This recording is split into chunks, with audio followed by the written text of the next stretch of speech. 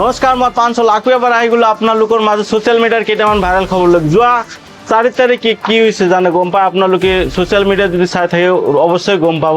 Air India ফ্লাইটত ভয়ংকৰ টাৰ্বুলেঞ্চ, balance 300 foot কমত আহত হ'ল 17জন মানুহ।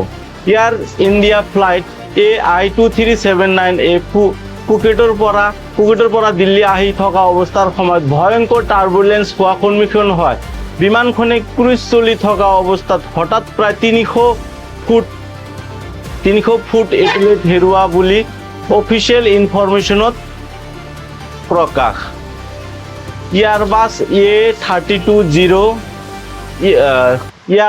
A320 নিও বিমানবন্দৰত 137 জন যাত্ৰী লৈ 8জন ক্ৰু মেম্বাৰ লৈ এই ঘটনাত মুঠ 17 জন লোক আহত হয়। ইয়াৰ ভিতৰত 13 জন যাত্ৰী আৰু 4 জন মান এয়াৰপোৰ্টত যে মানে প্লেনত যে কাম কৰে ক্ৰু মেম্বাৰ সদস্য বুলি ক'ব পাৰোঁ, বিমানৰ ভিতৰত অৱগত হৈছে।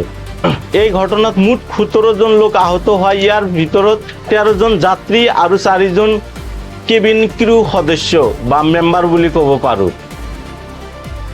আহতসকলক হস্পিটেলত ভৰ্তি কৰা হৈছে। এয়াৰ ইণ্ডিয়াৰ মতে সকলোৱে তাৎক্ষণিকভাৱে চিকিৎসাৰ সহায় আগবঢ়োৱা হয় আৰু 4 আগষ্টত সন্ধিয়া 6:50 মান বজাত 5জন মান যাত্ৰীক চিকিৎসাৰ পৰা ডিছচাৰ্জো কৰি দিয়া হৈছে।